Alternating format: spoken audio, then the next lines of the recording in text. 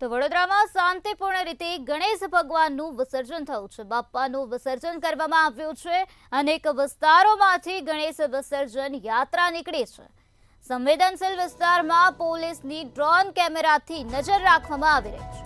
તો પોલીસ દ્વારા drone camera મારફતે ચાંપતી નજર રાખવામાં આવી છે। વડોદરા શહેર પોલીસ આધુનિક બની ગઈ છે।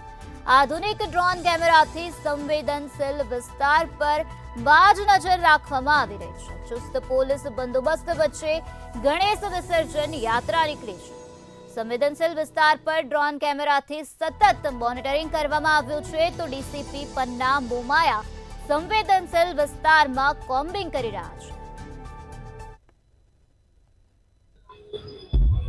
उत्सव प्रिय नगरी वडोदराમાં गणेश उत्सवનો તહેવાર ધામધૂમથી ઉજવવામાં આવી રહ્યો છે। અત્યારે ગણેશ વિસર્જન થઈ રહ્યું છે। 8 કૃત્રિમ તળાવ ખાતે વિસર્જન થઈ રહ્યું છે।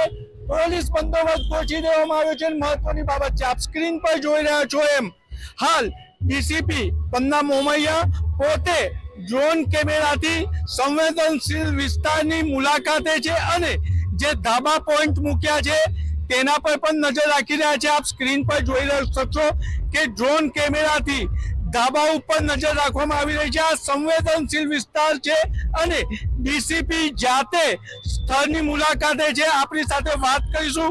બેન, શું કહો છો? ડ્રોન કેમેરાથી બાજ નજર રાખી રહ્યા છો સંવેદનશીલ વિસ્તારની। આજે ગણપતિનું વિસર્જનનો દિવસ છે। ગઈકાલે અને આજે અમે બંને દિવસે ડ્રોનથી તમામ ધાબાનું અમે લોકોએ કોમ્બિંગ કરી લીધું છે। ધાબા પર કોઈ વસ્તુ ન હોય, પથરા ન હોય, એની માટે અમે ખૂબ તકેદારી રાખી છે। કુંભારવાડાથી લઈ અને સિટી પોલીસ સ્ટેશન જેમાં 4 દરવાજા આવી જાય છે, તમામ જગ્યાએ અમે લોકોએ ધાબાનું ચેકિંગ કરી લીધું છે।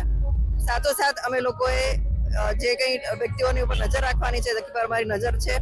સોશિયલ મીડિયા પર અમારી નજર છે। બંદોબસ્ત પણ અમે ખૂબ સારી રીતે ગોઠવેલો છે।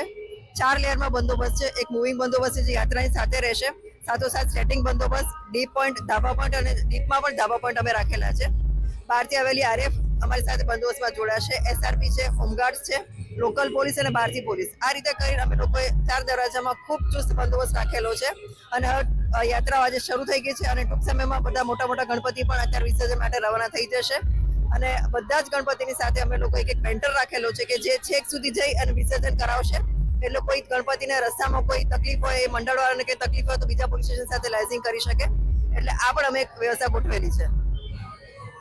અત્યારે ડીસીપી તેમને કીધું છે, એમને સુંદર વ્યવસ્થા કરી છે। ધાબા પોઈન્ટો રાખ્યા છે, પરંતુ ડ્રોન કેમેરાથી નજર રાખવામાં આવી રહી છે। મહત્વની બાબત છે, જે મોટા ગણપતિ છે કુંભારવાડા, પ્રતાપનગરની પર એની સાથે એક સ્પેશિયલ ટુકડી મૂકવામાં આવી છે અને એ ગણપતિનું વિસર્જન થાય ત્યાં સુધીની ટીમ એમની સાથે રહેશે। એટલે આશા રાખી શકાય કે વડોદરા શહેરમાં શાંતિપૂર્ણ રીતે ગણેશ વિસર્જન પૂર્ણ થશે। કેમેરામેન કેતન સિંધે સાથે નિલેશ બ્રહ્મભટ્ટ, મંતવ્ય ન્યૂઝ, વડોદરા।